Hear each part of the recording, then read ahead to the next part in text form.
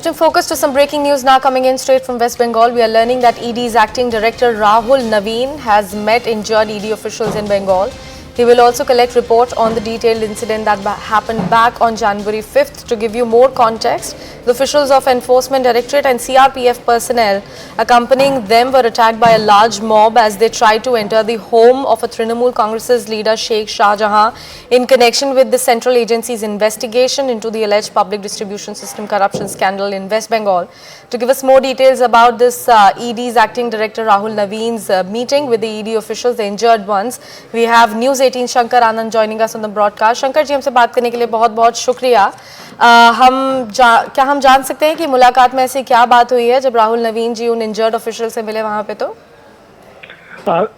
देखिए, केंद्रीय जांच एजेंसी ईडी के जो कार्यकारी निदेशक हैं वो उन तमाम अपने जवानों से और अपने अधिकारियों से मुलाकात करने के लिए पहुंचे हैं कोलकाता, जो पिछले कुछ दिनों पहले घायल हुए थे। उनका हालचाल लेना और हालचाल लेने के साथ ही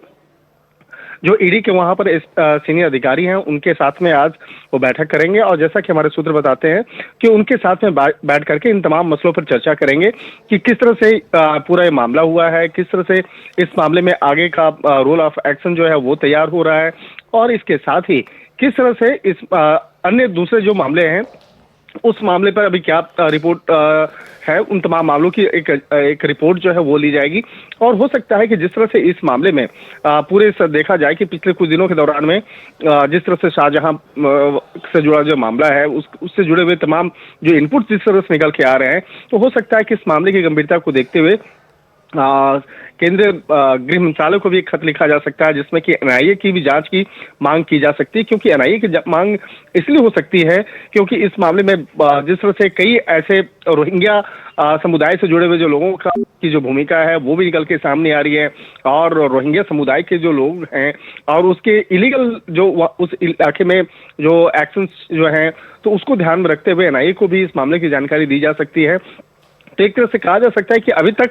जांच एजेंसी ईडी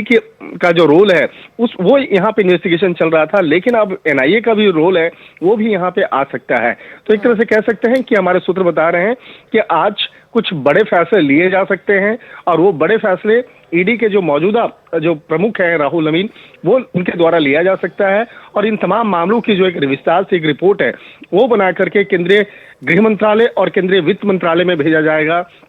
और उसके बाद देखना लाजमी होगा कि उन तमाम मामलों पर आगे क्या कार्रवाई होती है। और जिस तरह से हमले की अगर बात करें, जिस तरह से हमला हुआ है और हमला होने के बाद जिस तरह से वहां पर अभी एक्शन भी हुआ है, जिस तरह से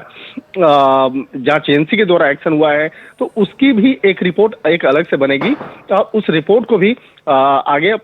जो सीनियर अधिकारी हैं फिनांस मिनिस्ट्री में उनको भी भेजा जाएगा। जी बिल्कुल शंकर जी।